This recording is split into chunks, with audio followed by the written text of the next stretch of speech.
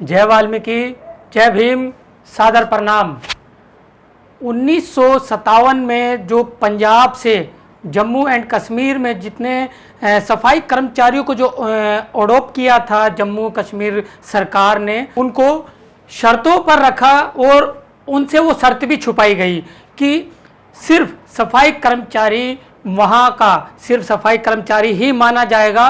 उसके अलावा अगर सफाई कर्मचारियों के बच्चे अगर कोई पढ़ लिख कर इंजीनियर, डॉक्टर या आईएएस या आईएएस कुछ भी अगर पढ़ाई करते हैं, बड़ी से बड़ी पढ़ाई करते हैं, अगर वो सरकारी संस्थानों में अगर आवेदन को अप्लाई करेंगे तो सिर्फ उनको सफाई कर्मचारी की ही नौकरी मिल सकती है। ये जो है जम्मू कश्मीर का जो है वो संविधान है।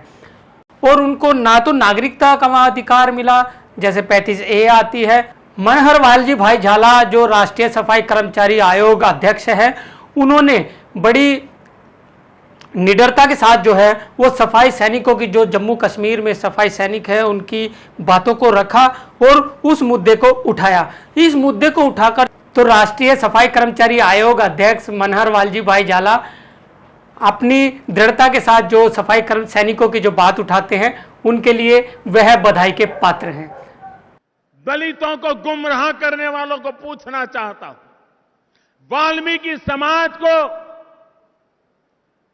उकसाने के लिए झूठ का सहारा लेने वालों से मैं पूछना चाहता हूं कि जम्मू कश्मीर की धरती पर मेरे जो वाल्मीकि भाई बहन रहते थे, अगर उनका बेटा ग्रेजुएट हो जाए, डबल ग्रेजुएट हो जाए, इंजीनियर हो जाए, लेकिन वाल्मीकि परिवार के बेटों को जम्मू कश्मीर सरकार में उसके हक की नौकरी भी नहीं दी जाती थी।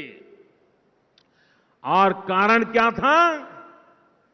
कारण 370 था, 35A था, और उसके कारण जम्मू कश्मीर की धरती पर वाल्मीकि समाज की चार पीढ़ी कितनी ही पढ़ाई क्यों न की हो, झाड़ू लगाना, टॉयलेट साफ करना, इसके सिवाय वहां की सरकार ने कोई की भी काम देने के लिए उन्हें योग्य नहीं माना।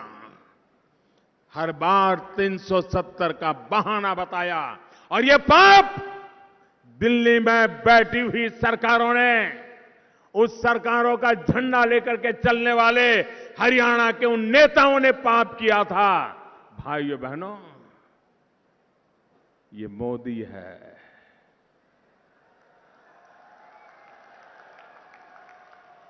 जिसने आर्टिकल 370 को हटा करके चार पीढ़ी से मेरे उन वाल्मीकि भाइयों बहनों पर जुल्म होते थे, एक झटके से 4 पीढ़ी के अन्याय को मैंने खत्म कर दिया है। धारा 370 टूटने के बाद 7.5 महीने बाद जो है सफाई कर्मचारियों को के परिवारों को जो है वो जो 1957 से टकटकी लगाकर इंतजार कर रहे थे, अपने भविष्य को लेकर, अपने बच्चों के भविष्य को लेकर चिंतित थे, अब उनकी परेशानियां जो है वो हल हो चुकी है। जी हां, सफाई सैनिक जितने भी परिवार वहां पर रहते हैं और उनसे अन्य भी जो लोग हैं, जो जिनको वहां का नागरिकता का अधिकार नहीं था, ना सरकारी नौकरियों में नियुक्ति का अधिकार था, तो अब तो बीजेपी सरकार ने यानी गृह मंत्रालय ने जो है डोमर सेल को जो है वो पास कर दिया है।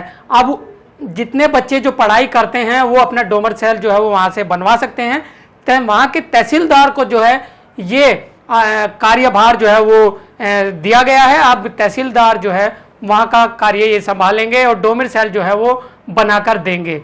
अब इससे ये होगा कि जितने जो बच्चे हैं, जैसे सफाई सैनिकों के जो बच्चे हैं, वो जो पढ़ाई कर रहे हैं, MBBS, IAS, IAS, जो भी पढ़ाई करना चाहते हैं, जो भी वो बनना चाहते हैं, तो उनके रास्ते को जो है वो अब खोल दिया गया है। अन्य संस्थानों में जो भी अब भर्तियां होगी उसमें जो है वो आवेदन कर पाएंगे। ये तो अब 15 साल तक की जो है वो छूट दे दी गई है। अगर 15 साल से वहाँ कोई रह रहा है तो वहाँ का नागरिक माना जाएगा। या किसी ने 10वीं या 12वीं सरकारी संस्थानों से जो पास की है, स्कूलों से जो पास की है, उसको भी जो है वो डोमिसाइल बनाकर आप दे सकते हैं।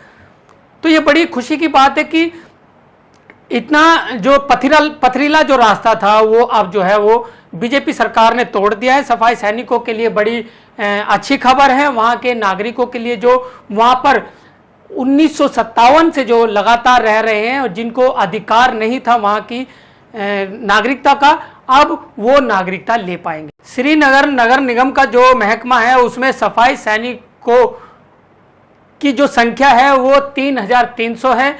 इसमें से लगभग आधे से भी कम 1600 कर्मचारी जो है वो स्थायी है और जो अन्य 1700 जो कर्मचारी है वो अस्थायी बतौर काम कर रहे हैं।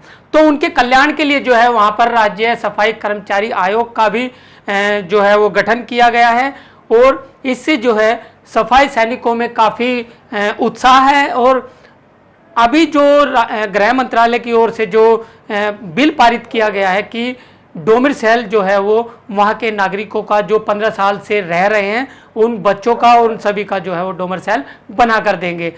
तो ये थी बड़ी खबर। तो चलिए इसी के साथ मैं सुनील अंजाना, जागो समाज चैनल, आपका अपना चैनल। जय वाल्मीकि, जय भीम, सादर प्रणाम।